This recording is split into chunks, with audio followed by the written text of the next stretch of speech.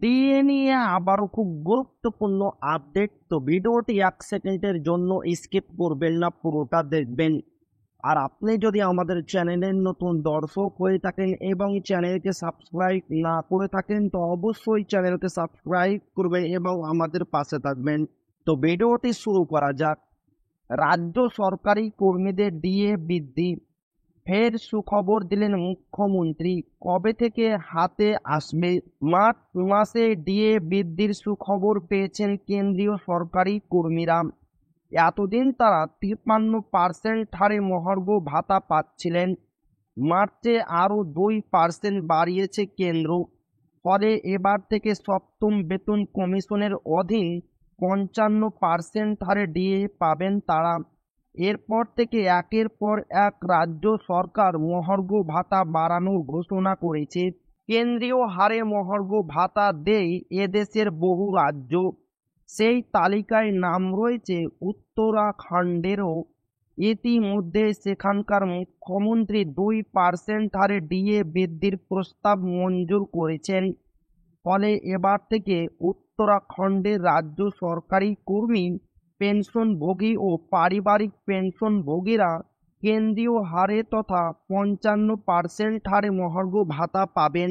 জানা যাচ্ছে, গত শুক্রবার এই ডিএ বৃদ্ধির প্রস্তাব মঞ্জুর করেছেন উত্তরাখণ্ডের মুখ্যমন্ত্রী পুষ্কর সিং ধামি। এই ঘোষণার ফলে মুখে হাসি ফুটেছে সেই রাজ্যের অগণতি রাজ্য সরকারি কর্মী ও পেনশনভোগীদের মুখে। অন্যদিকে বাংলার রাজ্য সরকারি কর্মীদের কথা বলা হলে বর্তমানে তারা ষষ্ঠ বেতন কমিশনের অধীন 18% হারে ডিএ পাচ্ছেন। রাজ্য বাজেটে 4% হারে মহার্ঘ ভাতা বাড়ানো হয়েছিল। এপ্রিল মাস থেকে নয়া হার কার্যকর হয়েছে। তাতে যদিও খুশি নন রাজ্য সরকারি কর্মীদের একটি বৃহৎ অংশ, কারণ এখনও কেন্দ্রের সঙ্গে 37% ডিএ ফারাক রয়েছে। এছাড়া সুপ্রিম কোর্টে ঝুলছে বাংলার রাজ্য সরকারি কর্মীদের বকেয়া ডিএ মামলা। বিগত কয়েক মাসে একাধিকবার এর শুনানি পিছিয়েছে। মে মাসের প্রথম সপ্তাহে এই মামলার শুনানি হওয়ার কথা। শেষ অবধি তা হয় কিনা সেটাই দেখার।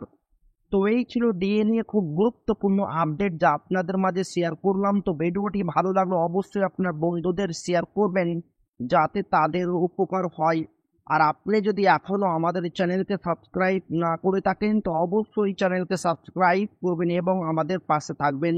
তো আবারও দেখা হবে ডিএ রিলেটেড খুব গুরুত্বপূর্ণ ভিডিওতে।